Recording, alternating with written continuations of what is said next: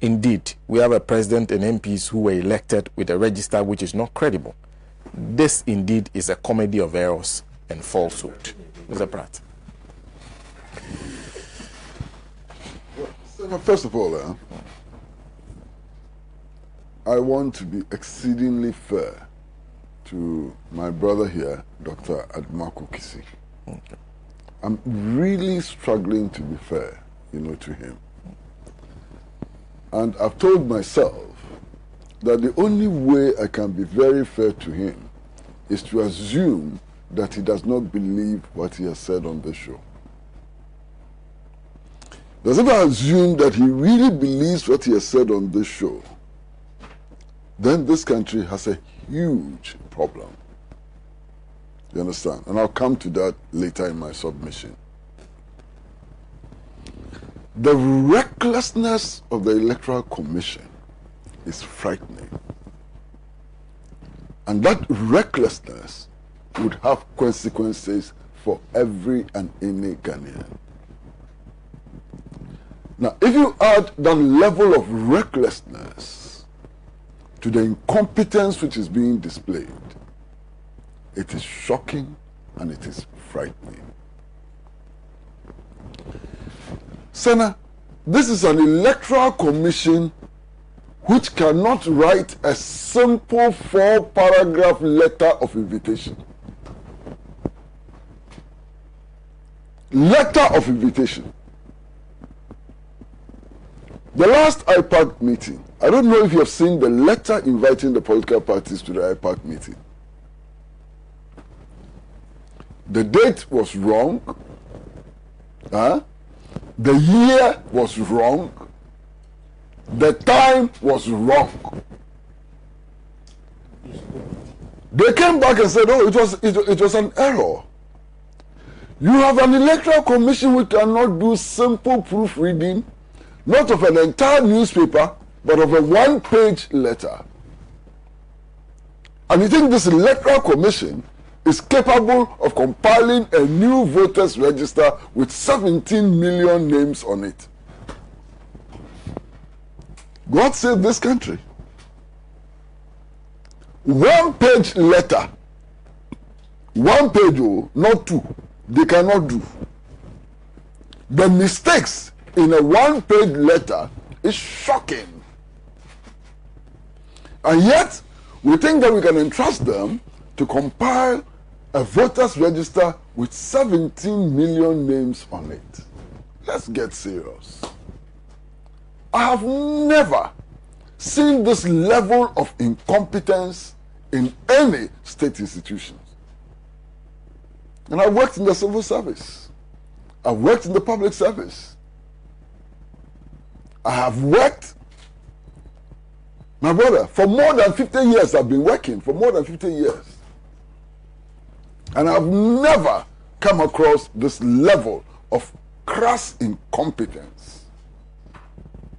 You understand? And yet, we think that giving 5 months to an election, a little over 5 months to an election, we can entrust this incompetent organization to compile a voters register for a crucial election like the 2020 elections. I don't believe it. I've heard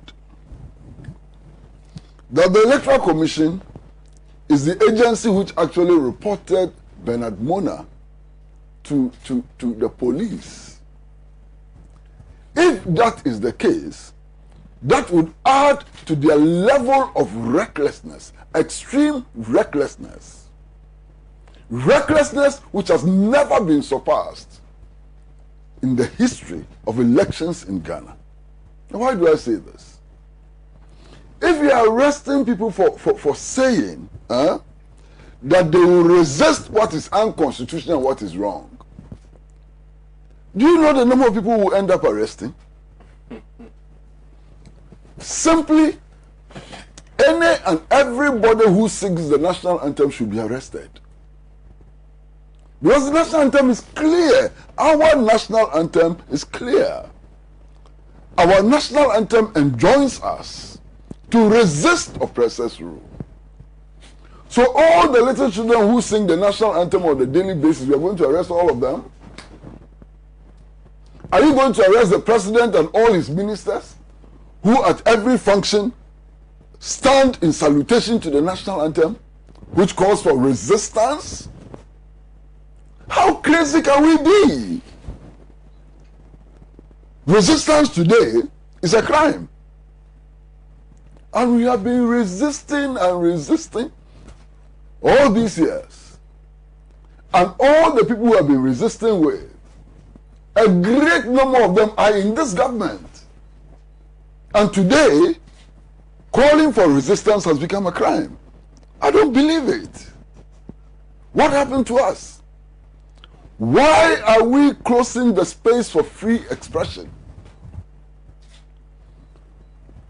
I would not talk the way Bernard Mona spoke. You know why?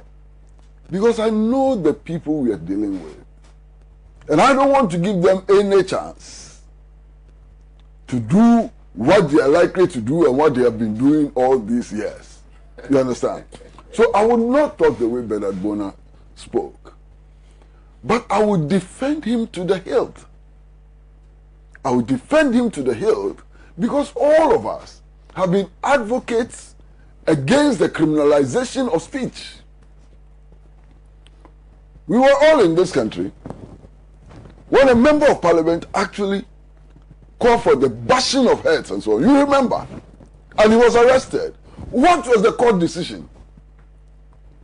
The court's decision was that even though his speech was incendiary and so on, he didn't have the capacity to act on what he was saying. Show me the capacity that Bernard Mona has to act on what he was saying. Let's be real. What is this? What are we doing to ourselves? You want to hear those who have made inflammatory speeches? Go to the archives. And when I talk about the archives, I'm not talking about archives which are 15 years old. I'm talking about archives which are only 2 weeks old. And listen to the kind of statements that people have made. The Deputy General Secretary of the New Patriotic Party says that people will be beaten, they will be beaten. And then he adds that what happened in Ayawaso West Wuogon will be child's play. What happened in Ayawaso West Wuogon? The last time I went to that constituency for the observance of the anniversary of the incident, I saw people who still could not walk, whose limbs have been destroyed. I saw people still in pain. People were shot. But you know why we are in this situation? We are in this situation because we, the people of Ghana, are not angry enough. If we, the people of Ghana, were angry enough, some of these things would not happen. Because Ayawaso West Wuogon happened, and that was the end. The people who shot people, who disabled people, the people who committed those criminal acts have not been made to face justice.